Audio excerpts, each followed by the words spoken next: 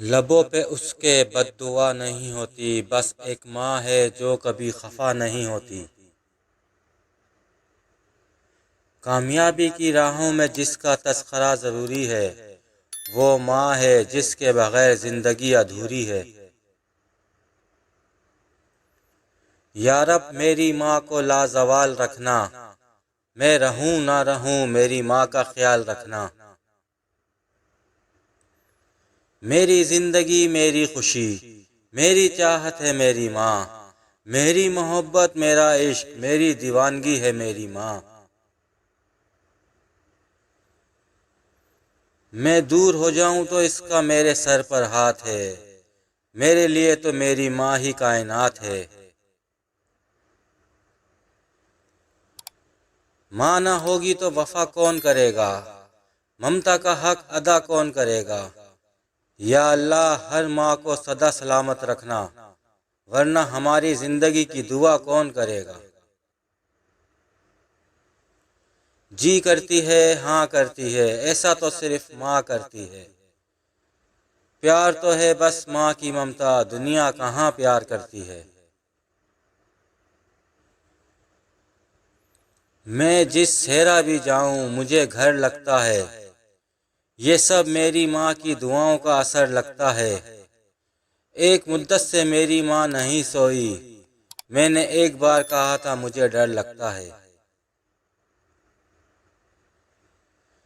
میری خوشیاں بھی لے لو میری سانسیں بھی لے لو، مگر میری ماں کے گرد سدا خوشیوں کا جال رکھنا۔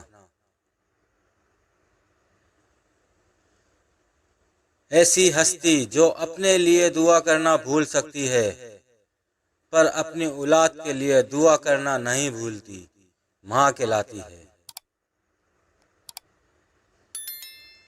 میں نے دنیا میں صرف اپنی ماں کو، اپنی خوشی پر مجھ سے زیادہ خوش، میرے غم پر مجھ سے زیادہ رنجیدہ، اور میری تکلیف پر مجھ سے زیادہ بے چین دیکھا ہے۔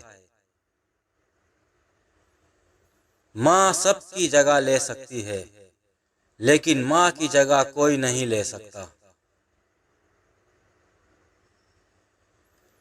ماں کی ضرورت ہمیشہ رہتی ہے، انسان چاہے جتنا مرضی بڑا ہو جائے۔ ماں کے پاس جا کر بیٹھ جایا کرو، کیونکہ ماں کے ساتھ گزرا ہوا وقت قیامت کے دن نجات کا باعث بنے گا۔ ماں موت سے نہیں ڈرتی، اسے مرتے وقت صرف یہ ڈر ہوتا ہے کہ اس دنیا میں اس کے بچوں کو اس جتنا پیار کوئی نہیں کرے گا۔ ماں بے شک پڑھی لکھی نہ ہو، پر دنیا میں ہر ضروری بات ہم اپنی ماں سے سیکھتے ہیں۔ جو والد کی قدر کرتا ہے وہ کبھی غریب نہیں ہوتا، اور جو ماں کی قدر کرتا ہے وہ کبھی بد نصیب نہیں ہوتا۔ ماں سے محبت کرو، کیونکہ ماں کی پریشانی دیکھ کر اللہ پاک نے صفا مروہ کو حج کا رکن بنا دیا۔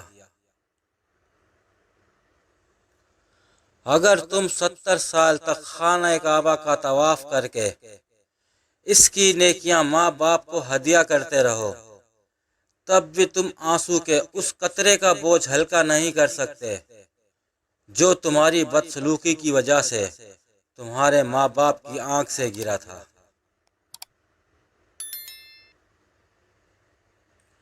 دنیا کی ہر چیز سے پیاری ہے مجھ کو میری ماں، کوئی میرے دکھ کو سمجھے نہ سمجھے، پر سمجھتی ہے میرے ہر دکھ کو میری ماں۔ میرے رب نے ماں کو ایسا رتبہ دیا، محبت سے ماں کو دیکھنے کو عبادت بنا دیا۔ اگر تمہاری ماں تمہارے غصے کی وجہ سے تم سے بات کرتے ہوئے ڈرتی ہے، تو پھر تم افسوس کرو، کیونکہ تم نے اپنے ہاتھوں مغفرت کا دروازہ بند کر دیا ہے۔